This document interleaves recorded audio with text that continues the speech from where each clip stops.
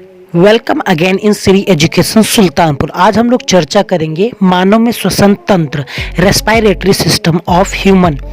मनुष्य एक पूर्ण विकसित जीवधारी है जिसमें श्वसन फेफड़े के माध्यम से होता है। मनुष्य में श्वसन के लिए बाहर वातावरण में नासा द्वार खुले होते हैं जो वायु को नासा मार्ग में ले जाते हैं। नासा मार्ग में अनेक छोटे छोटे महीन बाल पाए जाते हैं और यहाँ पे श्लेष्मा एक चिपचिपा पदार्थ होता है। नासा द्वार में जो चिपचिपा पदार्थ होता है, इसमें आए हुए श्वसन के दौरान छोटे सूक्ष्म कण इन बालों में आकर के सिमट जाते हैं, जिससे शुद्ध हवा जो होती है वो साथ ही साथ अंदर प्रवेश करती है।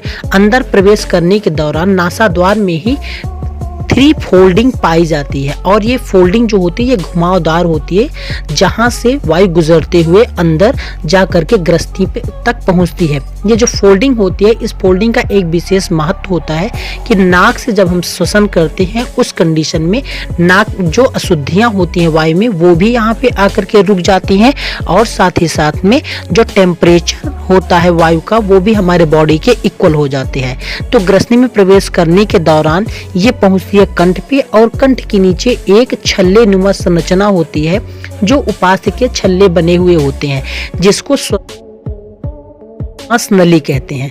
और श्वास नली आगे जाकर के अंग्रेजी के कैपिटल वाई के उल्टे वाई के समान संरचना होती है।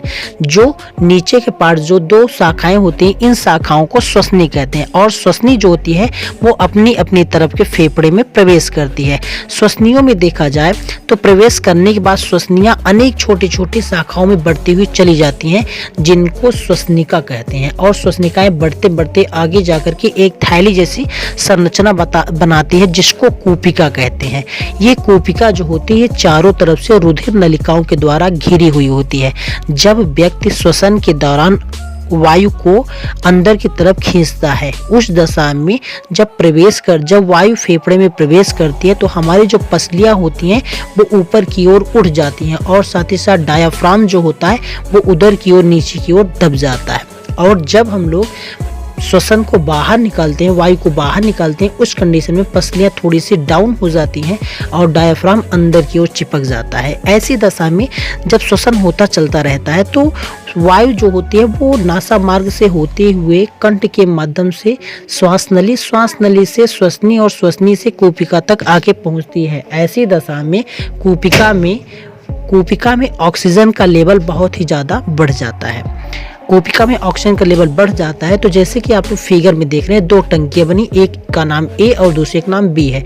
ए वाली टंकी में पानी का लेवल ज़्यादा है और बी वाली टंकी में पानी का लेवल कम है। अगर दोनों टंकियों को आपस में जोड़ दिया जाए, ऐसी दशा में ए वाले का पानी बी वाले में प्रवेश कर जाता है। पूछते हैं क्यों? बिकॉज रीज़न ये हो जाता है कि ए वाली टंकी में पानी का लेवल ज़्यादा है तो ज़्यादा से कम की तरफ पानी फ्लो करता हुआ चला जाता है। सेम मैकेनिज्म यहाँ भी अप्लाई होती है कूपिका के संदर्भ में भी। कूपिका में ऑक्सीजन का लेवल ज़्यादा होता है जबकि रुधिर की नलिका में ऑक्सीजन का लेवल कम होता है। तो ऑक्सीजन जो होती है वो कूपिका से पहुंच जाती है रुधिर की नलिकाओं में, और रुधिर की नलिकाओं में जानते हैं रुधिर लाल रंग का होता है। लाल रंग का होने का कारण होता है हीमोग्लोबिन। हीम मीन होता है iron, globin mean body. Haemoglobin जो होता है ये विशेष प्रकार का ब्लड का एक पार्ट्स होता है जो ऑक्सीजन को और कार्बन डाइऑक्साइड को परिवहन करने का कार्य करता है। तो यहाँ पे जब ऑक्सीजन प्रवेश कर जाती है रुधिर की नलिकाओं में तो हीमोग्लोबिन ऑक्सीजन के साथ मिल जाता है और बनाता है ऑक्सी हीमोग्लोबिन, और इस ऑक्सी हीमोग्लोबिन ऑक्सीजन को लेकर के बॉडी के सभी पार्ट्स में चले जाते हैं। वहीं पार्ट्स से आए हुए कार्बन डाइऑक्साइड को लिए हुए हीमोग्लोबिन होता है जिसका नाम होता है कार्बोक्सी हीमोग्लोबिन। अब कार्बोक्सी हीमोग्लोबिन से कार्बन डाइऑक्साइड निकल अलग हो जाती है और यहाँ देखा जाए तो रुधिर की नलिकाओं में कार्बन डाइऑक्साइड का लेवल ज़्यादा होता है जबकि कूपिका में कार्बन डाइऑक्साइड का लेवल कम होता है। तो रुधिर की नलिका से कार्बन डाइऑक्साइड जो होती है वो कूपिका तक प्रवेश कर जाती है और जिस मार्ग से ऑक्सीजन आई होती है सेम उसी मार्ग से कार्बन डाइऑक्साइड वातावरण में बाहर निकल जाती है। वहीं अगर हम लोग बात कर लें कि जो ऑक्सीजन हमारे रुधिर हमारे पूरे बॉडी में ट्रांसफर हुई है, पहुंची है, तो वो ऑक्सीजन जो होती है जब कोशिकाओं में पहुंचती है, हम लोग जानते हैं कि कोशिकाओं में ही श्वसन की प्रक्रिया होती है। जैसे हम जानते हैं श्वसन की अगर परिभाषा देखा जाए तो यह एक जैव रासायनिक प्रक्रिया है जिसमें कार्बनिक भोज्य पदार्थों का ऑक्सीकरण होता है, जिसके दौरान कार्बन डाइऑक्साइड गैस, जल और ऊर्जा मुक्त होती है। सेम यही प्रोसेस यहाँ भी होती है। तो हम देख रहे हैं कि ऑक्सी हीमोग्लोबिन में ऑक्सीजन को लेकर के हीमोग्लोबिन आता है रुधिर की कोशिकाओं तक, और रुधिर की कोशिकाओं में पहुंचने के बाद में ऑक्सीजन जो होती है ये ग्लूकोज के साथ रिएक्शन करती है, कार्बन डाइऑक्साइड गैस, जल और ऊर्जा मुक्त करती है। यहाँ बॉडी में जितनी ऊर्जा की रिक्वायरमेंट होती है उतनी ऊर्जा यूज की जाती है, और बाकी जो एक्स्ट्रा ऊर्जा बचती है उस ऊर्जा को एटीपी के रूप में संचित कर लिया जाता है।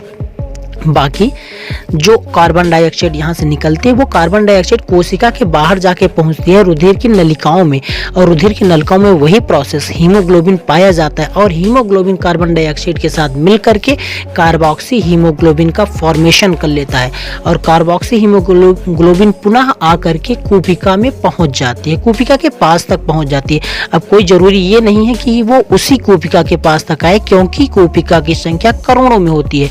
किसी कोशिका के पास तक आ जाती है और यहाँ से सेम वही प्रोसेस होती है, कार्बन डाइऑक्साइड को कोशिका में पहुंचा देती है और ऑक्सीजन को ब्लड में पहुंचा देती है। अगर यहाँ पे फिर वापस आते हैं रिएक्शन पे, जहाँ पे ग्लूकोज का ऑक्सीकरण होता है जिसके दौरान कार्बन डाइऑक्साइड गैस, जल और ऊर्जा मुक्त होती है। हाँ, तो बॉडी में जितनी मात्रा में ऊर्जा की आवश्यकता होती है उतनी मात्रा में ऊर्जा का प्रयोग किया जाता है। बाकी जो ऊर्जा बच जाती है, जैसा कि हम लोग घर पे क्या करते हैं, जब इलेक्ट्रिसिटी आती है, लाइट आती है, तो हम लोग घर पे लाइट का खूब प्रयोग करते हैं। बाकी जो लाइट बच जाती है उसको हम लोग इन्वर्टर के रूप में यूज कर लेते हैं, और इन्वर्टर से बैटरी को चार्ज कर लेते हैं, और जब लाइट चली जाती है तो उसी बैटरी को दोबारा हम यूज कर लेते हैं। सेम वही प्रोसेस यहाँ भी होती है। जितनी बॉडी में एनर्जी का आवश्यकता होती है उतनी एनर्जी यूज की जाती है, और बाकी जो एनर्जी बचती है उसको सुरक्षित सेव करके रख लिया जाता है। लेकिन यहाँ इन्वर्टर जैसी कोई कंडीशन नहीं होती है, इन्वर्टर जैसी कोई कंडीशन नहीं होती, जिसके लिए क्या किया जाता है, यहाँ पे होता है एटीपी। एटीपी का पूरा नाम होता है एडिनोसिन ट्राईफॉस्फेट। वास्तव में ट्राई का मतलब 3 होता है। हम लोग जानते हैं मोनोमीन 1, डाइमीन 2 और ट्राइमीन 3 होता है। तो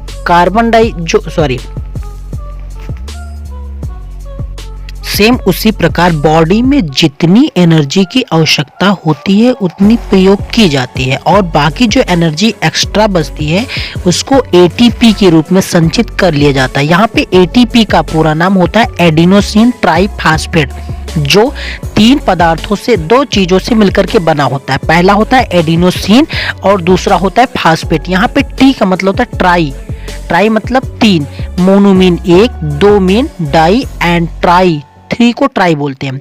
वास्तव में होता क्या है, एक होता है एडीपी, एडिनोसिन डाइफॉस्फेट, यहाँ पे डी का मतलब 2 है, डाइफॉस्फेट होता है जिसमें फास्फेट का एक मॉलिक्यूल जुड़ जाता है, और एक मॉलिक्यूल जोड़ने के लिए एनर्जी की रिक्वायरमेंट होती है।